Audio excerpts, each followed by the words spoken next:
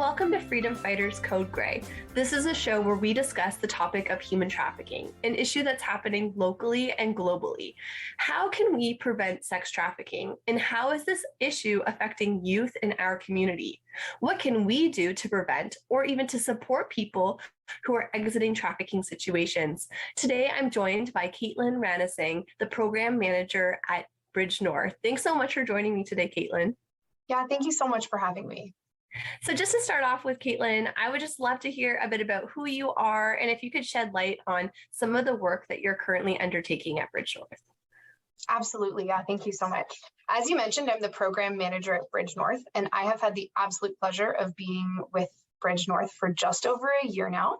And I've been working in this anti-human trafficking space for about 5.5 years. So myself, I've worked in the areas of offering support for survivors, prevention work, education, advocacy, and research. And at Bridgenorth, what I've really been doing in the last year is helping us build new programs to offer support services to youth who are at risk of experiencing sex trafficking and to youth who have experienced trafficking or maybe even be presently being trafficked. Wow. So it sounds like you have quite the expertise and experience in a lot of different ways as it relates to this field. So I'm really excited for what we can learn from you today. Now, you mentioned that, Bridgenorth has some of these programs that are currently underway. Could you share a bit more about what kinds of programs Bridgenorth offers and what do those look like? Absolutely. So Bridgenorth, we're a survivor-led organization committed to ending sexual exploitation in Canada. We offer support to those, like I mentioned, who've experienced trafficking and who are at risk of trafficking.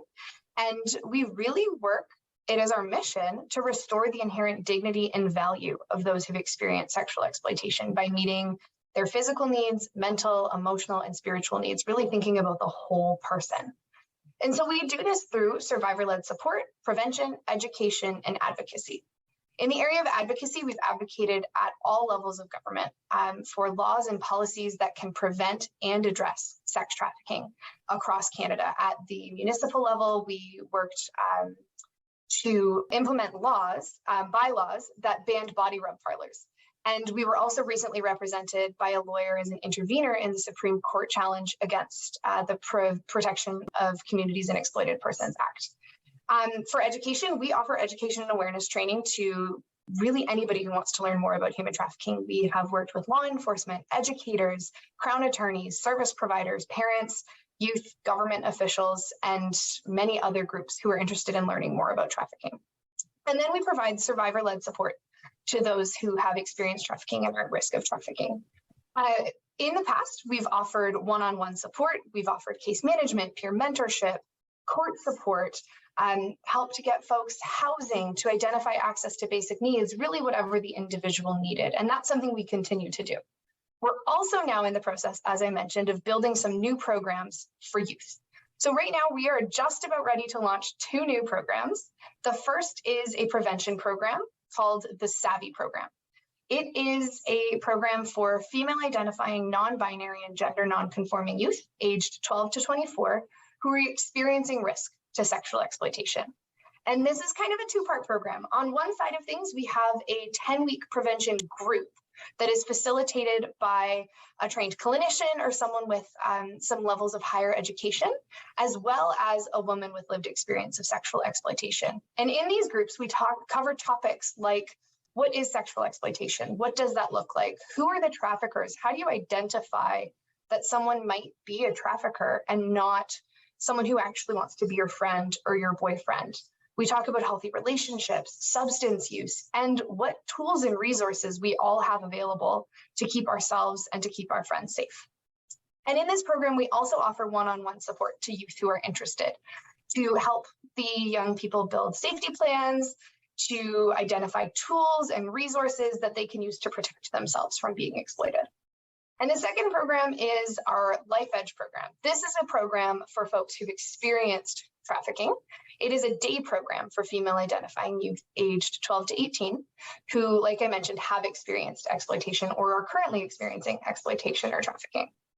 We offer a classroom-like setting where participants will learn life skills, the kind of life skills that we all need to be able to live a safe and healthy life. But we also offer fun activities that focus on more than just the skills we need, but the interests of the individual participants. What are the things that you like doing?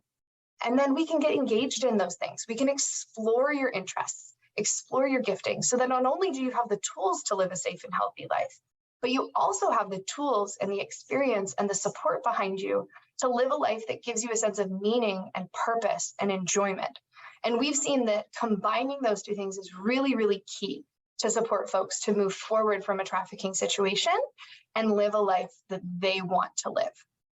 And youth in this program also receive one-on-one support with a case manager and a support worker that will build plans to meet some of their unique needs and work towards their unique goals. And like I mentioned before, all of our programs are really designed to support the whole person. And so we have program, but then we also have that one-on-one individualized activities that can help support the whole person in their unique life and their unique needs and goals. Wow. I am just blown away by all that you shared. There is so much important and really valuable work that is being undertaken by Bridgenorth, from advocacy to education to direct support and service to those who have experienced trafficking. And so I'm just so grateful for all the work that you and your team are undertaking. Now, you kept mentioning youth, different programs that were targeted to youth. And some people tuning in today might be thinking, one, like, does trafficking even happen in our community? And then two, be just completely shocked that trafficking is actually an issue that youth in our communities are experiencing and facing.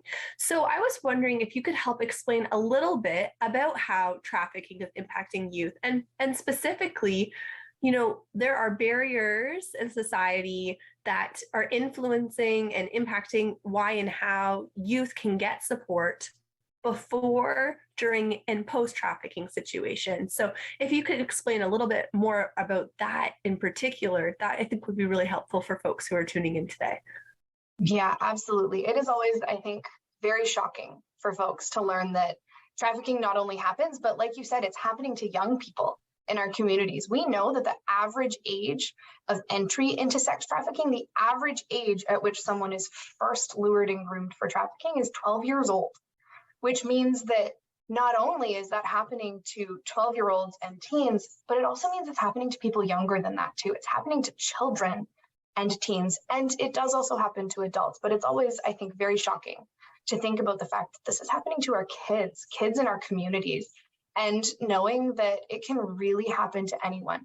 We know that there are risk factors that increase somebody's risk to experiencing trafficking, but we also know that it can happen to truly anyone. And some of the things that we know about these risk factors is that youth who are experiencing marginalization or who are experiencing discrimination, they're facing a lot of barriers to receiving the help that they need, even before being trafficked, when they might be experiencing risk, as well as once someone is trafficked or post-trafficking, when they've managed to leave their trafficker. We know that a huge barrier is just the knowledge about human trafficking. There's more conversations about trafficking now than there was even 5 years ago when I started in this field, and even more so than like 10 years ago when the conversation really started. But the knowledge is still really not there. Young people may know about the concept of trafficking, but they may not know how it happens. And I've had conversations with youth where they've heard of trafficking, but they think what would most likely happen is that someone's kidnapped off the street and taken and hidden somewhere and held hostage to do things that they wouldn't want to do.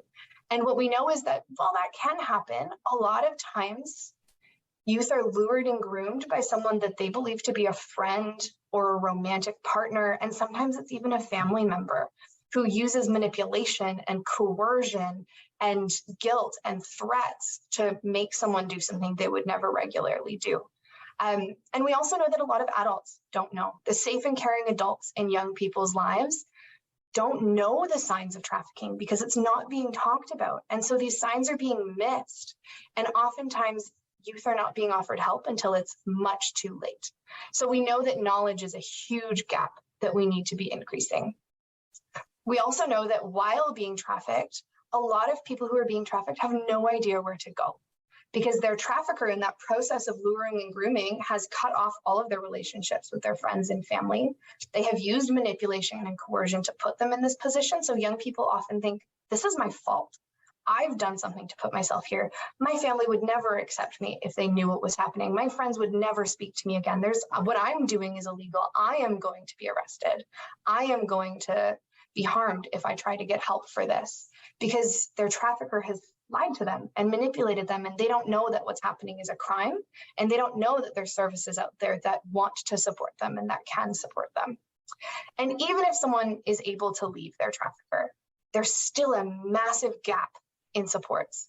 There are more people who need help than there is help available. There is substantial stigma around trafficking, especially when from the outside it looks like someone's made choices and you're not seeing the person behind the scenes who's pulled the strings and manipulated this young person.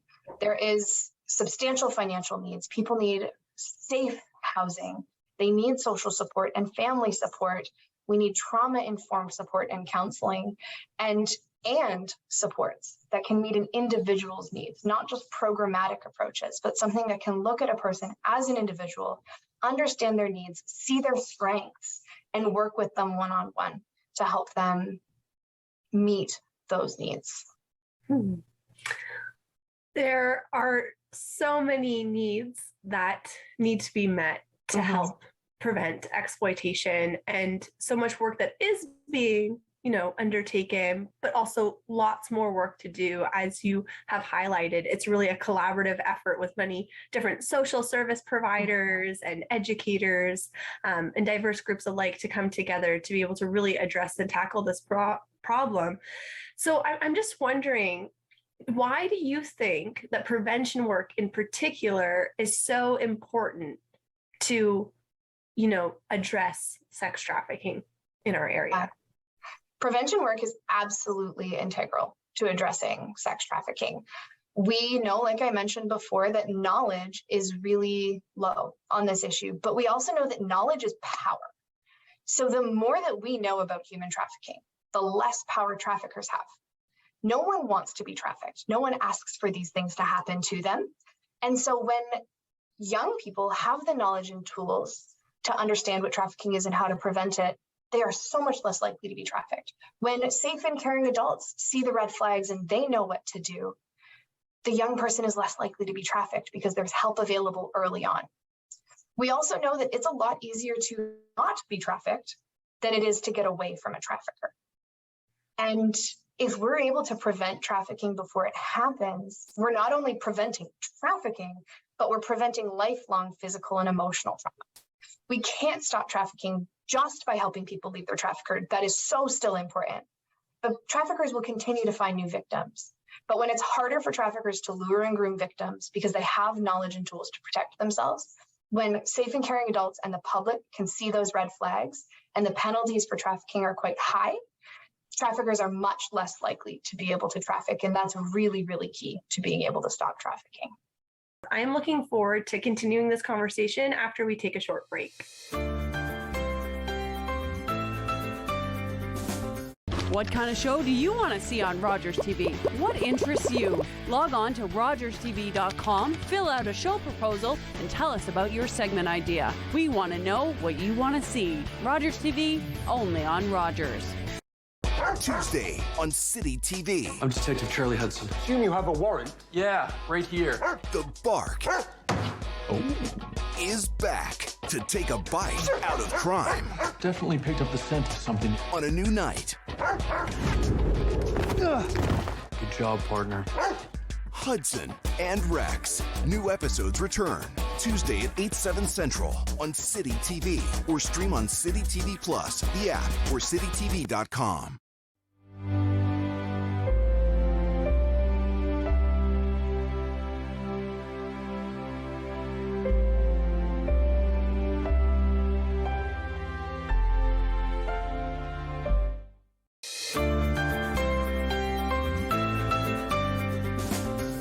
and welcome back to Freedom Fighters Code Gray, a show where we discuss human trafficking. Today I'm here with Kaitlyn from Bridgenorth, and we're just discussing the importance of prevention of human trafficking in our community. So Kaitlyn, I'm wondering, how does Bridgenorth, the organization that you work for, equip young people with knowledge that ends up leading to prevention of human trafficking? Yeah, absolutely. So on the one hand, we provide public education.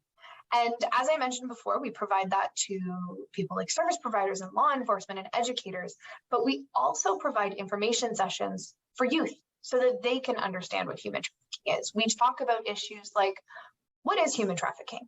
What does trafficking actually look like? What are some of the myths and the facts? Some of the things that you may have heard that don't line up with what could actually happen.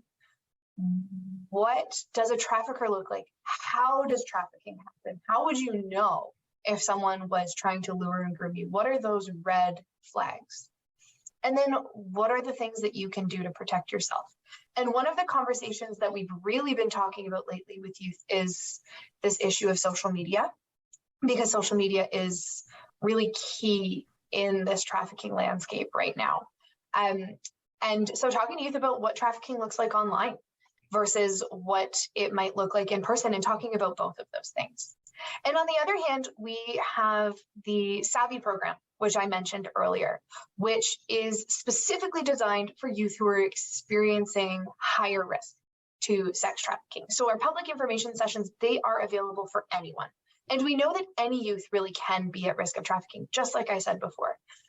But the Savvy program is designed to really support youth who might be experiencing some more risk factors, some higher levels of risk, to help them understand more in depth what human trafficking looks like.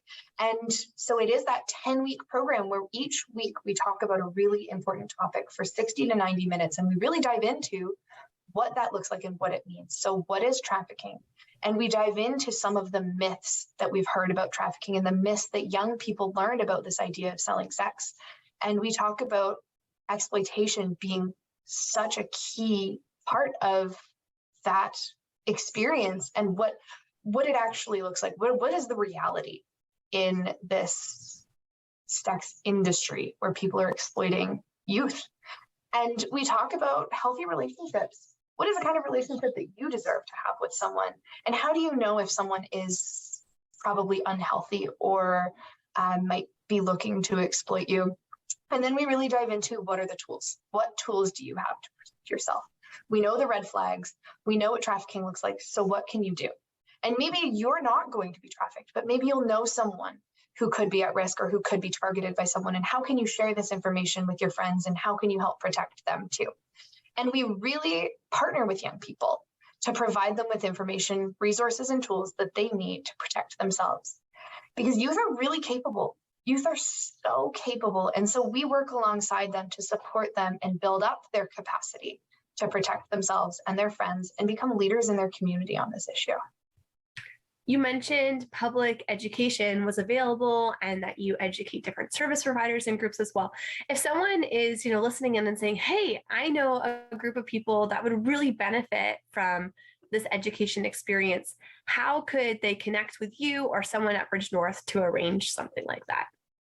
Absolutely. If you are interested in learning more about human trafficking, whether it's the education or services we provide, you can visit our website at bridgenorth.org. Or you could send us an email at office@bridgenorth.org, where we can have a conversation about what the group is that is interested in learning about human trafficking, what are some of the things they want to know, and we can work together to figure out what a really powerful and informative session would look like to provide that education and that information for you. Awesome, thanks.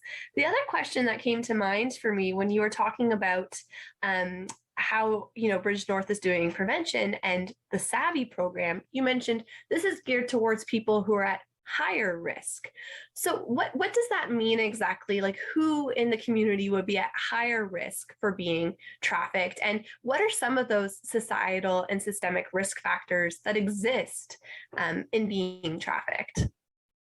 Yeah, so some of the factors that might lead us to believe that someone is at higher risk of trafficking are really based on some of the experiences that someone might have had in their life, as well as some of the, as you mentioned, the societal factors. So some of the risk factors that you might see for someone who's at risk of being trafficked is gender. We know that women and girls are at much higher risk of being trafficked. We also know that folks who've experienced a lot of trauma or bullying or isolation in their childhood are at higher risk of being trafficked. Folks who experience substance dependency or mental health challenges, someone who is struggling with homelessness or experiencing homelessness might be at higher risk of being trafficked. Someone who has a familial history of sex trafficking. So if a sibling or a parent or another family member was trafficked in the past, that can increase someone's risk.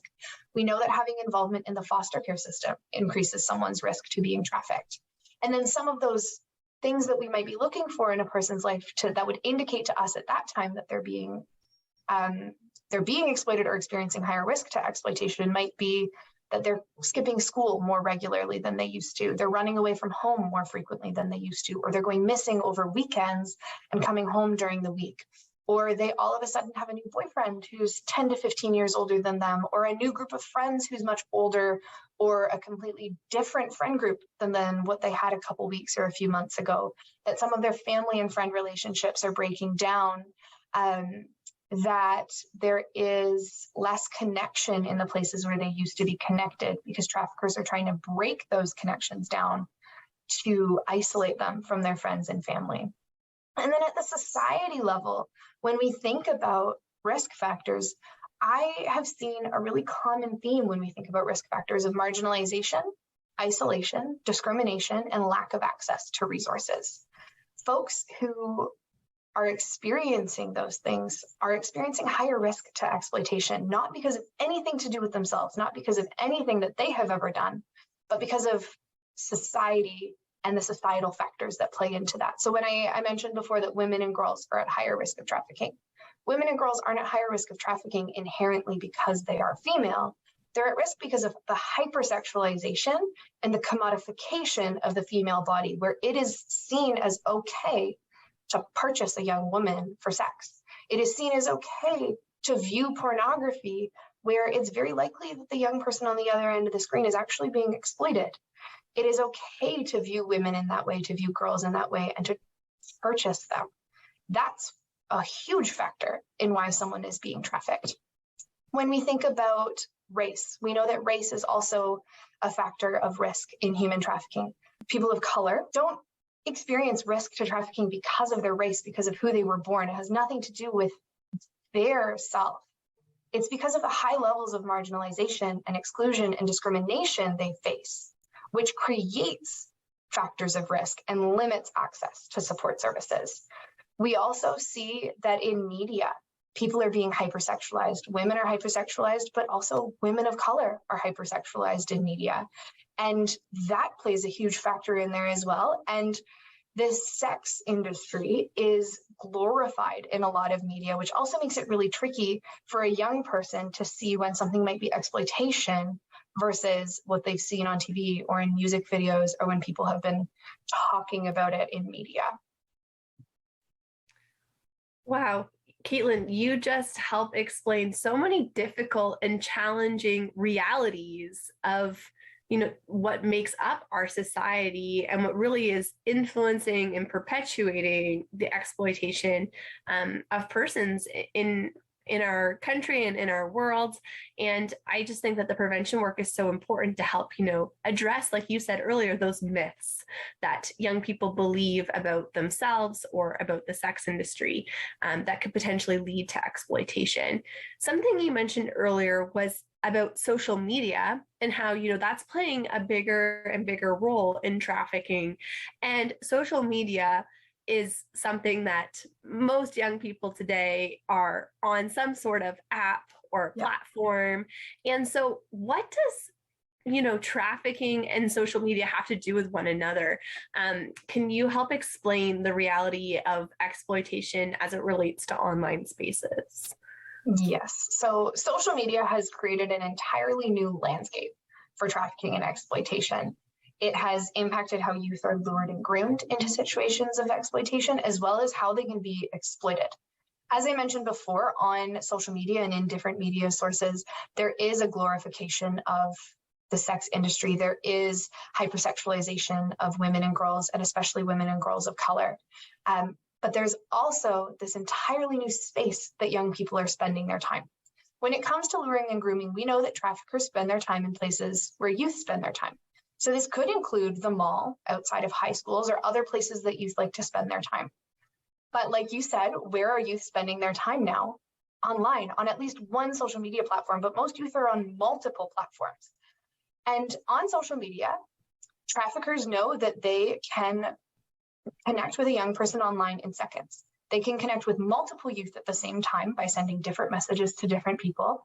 And there's most likely not going to be a parent or a caring adult that can see the trafficker, because when you see a youth on their phone, you see a youth on their phone. You don't see the person on the other side of the screen. Whereas, say, at a mall, if a 25-year-old man is talking to a 13-year-old girl, if there's a safe and caring adult around, they may notice that that doesn't quite add up. But you don't see that when someone's on their phone quite as easily.